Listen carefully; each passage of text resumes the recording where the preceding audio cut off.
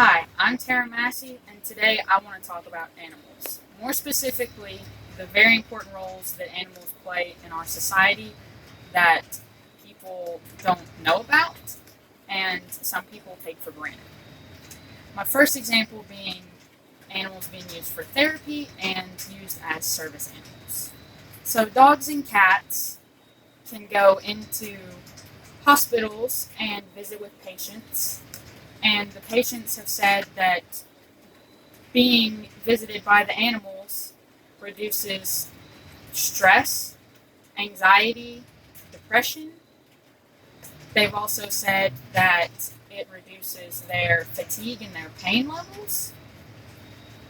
Family members of patients have also reported that it made them feel better if they were happened to be there whenever their the animals were brought in.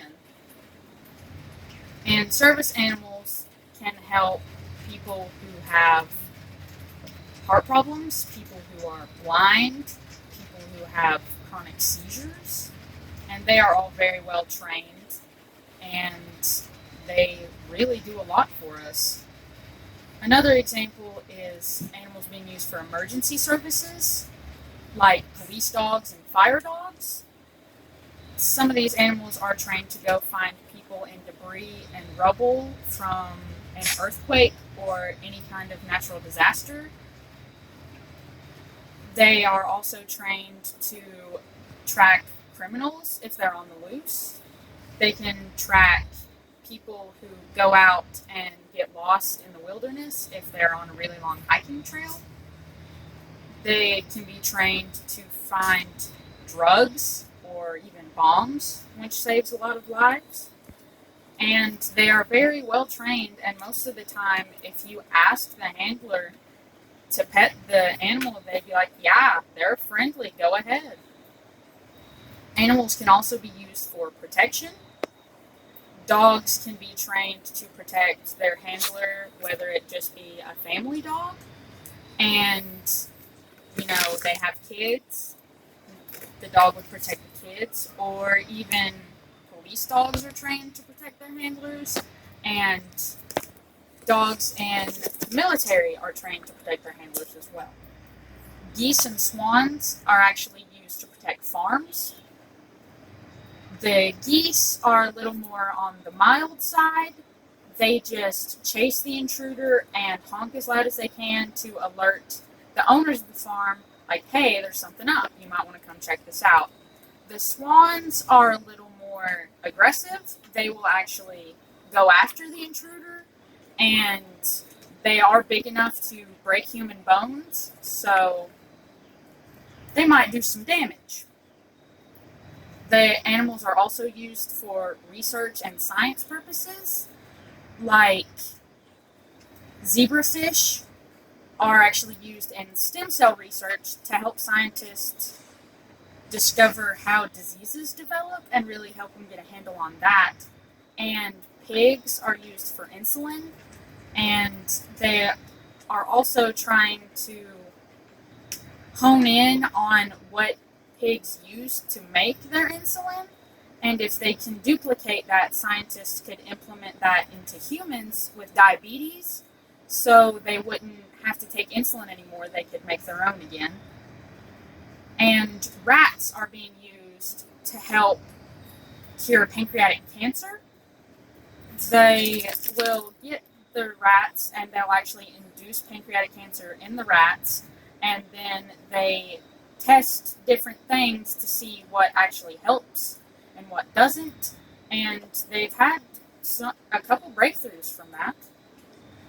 And my last example being animals just being used as pets. Pets can give you a reason to go outside and get some fresh air. They can give you a reason to go out and socialize. And they can actually give you a reason to exercise, like if you're playing with them outside in your yard or take them to a dog park. It has actually been proven that if you have a bond with a pet, you can have a decrease in your stress levels, in depression or anxiety that you might have. It can decrease your loneliness, and it can just bring you happiness in general.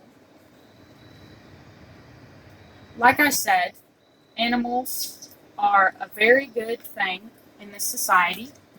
I actually have one of my pets. This is one of my dogs, Tasha.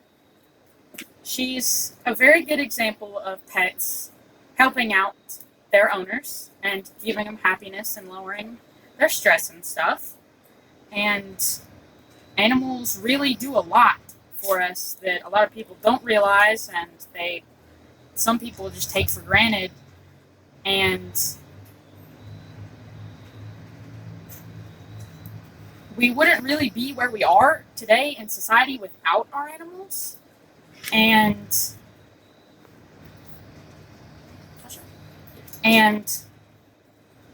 typically animals aren't really replaceable in these things. I mean, you wouldn't just want to put a human in the place of the rats with the pancreatic cancer. And the sources that I used were About Pets and People by the CDC, Dog Detectives on Patrol with Emergency Services Four-Legged Recruits by BBC News, Pigs Can Be the Solution to Diabetes Sufferers by the NIH, Fish Stem Cell Cultures by the NIH, Analysis of the Crash Gene by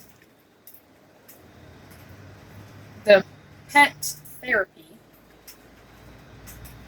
and then I also used Pet Therapy by the Mayo Clinic.